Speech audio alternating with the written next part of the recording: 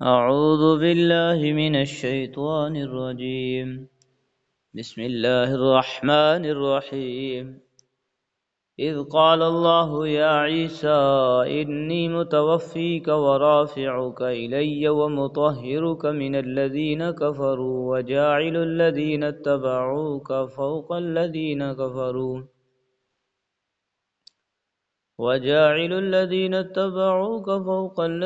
كفروا إلى يوم القيامة ثم إلي مرجعكم فأحكم بينكم فيما كنتم فيه تختلفون.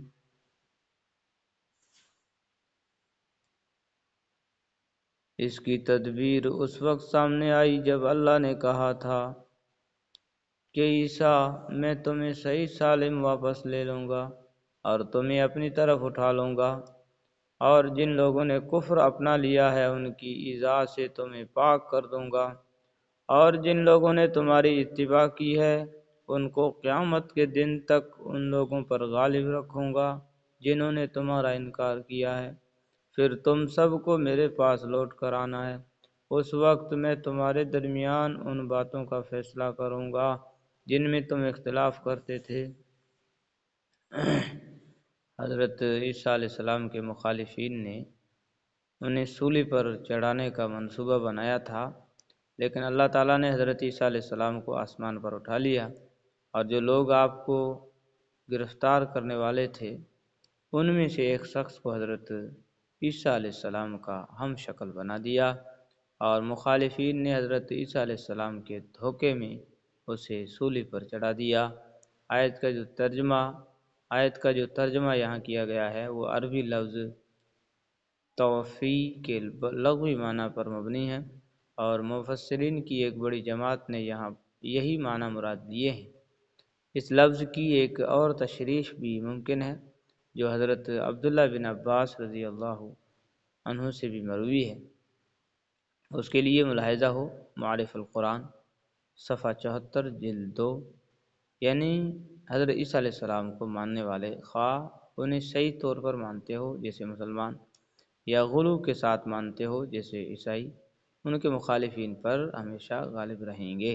چنانچہ تاریخ میں ایسا ہی ہوتا رہا، البتہ صدیوں کی تاریخ میں اگر کچھ مختصر عرصے کے لیے جزوی طور پر کہیں ان کے مخالفین کا غلبہ ہو گیا ہو تو وہ اس کے منافی نہیں ہے۔ فَأَمَّا الَّذِينَ كَفَرُوا فَأُعَذِّبُهُمْ عَذَابًا شَدِيدًا فِي الدُّنْيَا وَالْآخِرَةِ وَمَا لَهُم مِّن نَّاصِرِينَ، چنانچہ جو لوگ ایسے ہیں کہ انہوں نے کفر اپنا لیا ہے ان کو تو میں دنیا اور آخرت میں سخت عذاب دوں گا، اور ان کو کسی طرح کے مددگار میسر نہیں آئیں گے۔ وَأَمَّا الَّذِينَ آمَنُوا وَعَمِلُوا الصَّالِحَاتِ فَيُوَفِّيهِمْ أُجُورَهُمْ وَاللَّهُ لَا يُحِبُّ الظَّالِمِينَ، البتہ جو لوگ ایمان لائے ہیں اور انہوں نے نیک عمل کیے ہیں ان کو اللہ ان کا پورا پورا ثواب دے گا، اور اللہ ظالموں کو پسند نہیں کرتا۔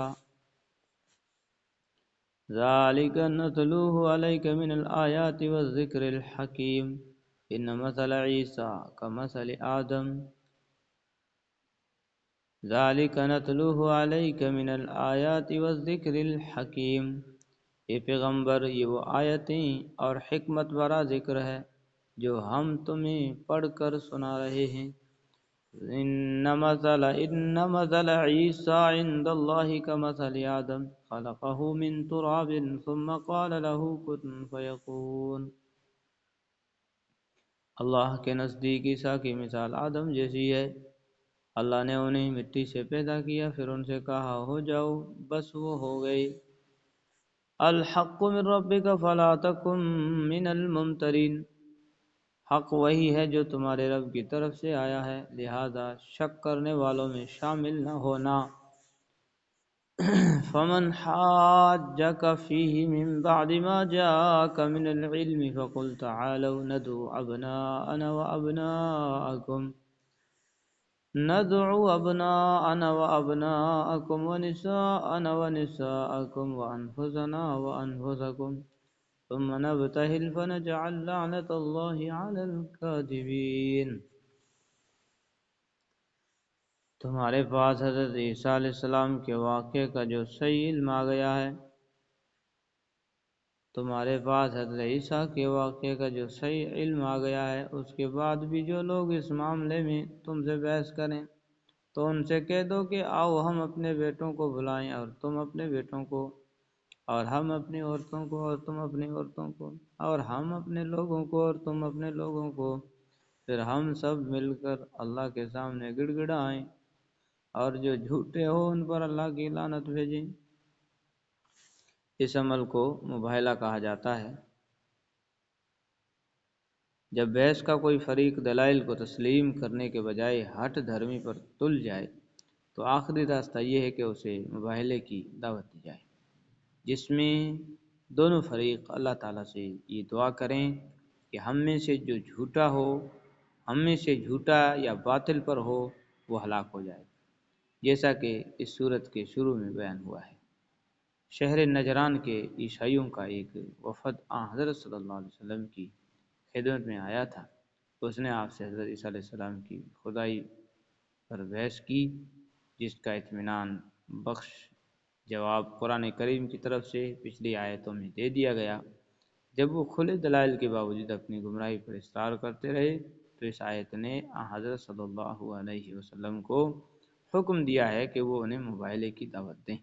چنانچہ آپ صلی اللہ علیہ وسلم نے ان کو یہ دعوت دی اور خود اس کے لیے تیار ہو کر اپنے اہل بیت کو بھی جمع فرما لیا، لیکن عیسائیوں کا وفد مباہلے سے فرار اختیار کر گیا۔ ان هذا لهو القصص الحق وما من اله الا الله وان الله لهو العزيز الحكيم۔ یقین جانو کہ واقعات کا سچا بیان یہی ہے اور اللہ کے سوا کوئی معبود نہیں ہے، اور یقیناً اللہ ہی ہے جو اقتدار کا بھی مالک ہے، حکمت کا بھی مالک۔ فَإِن تَوَلَّوْا فَإِنَّ اللَّهَ عَلِيمٌ بِالْمُفْسِدِينَ، پھر بھی اگر یہ لوگ منہ موڑیں تو اللہ مفسدوں کو یعنی فساد کرنے والوں کو اچھی طرح جانتا ہے۔ صدق اللہ العظیم۔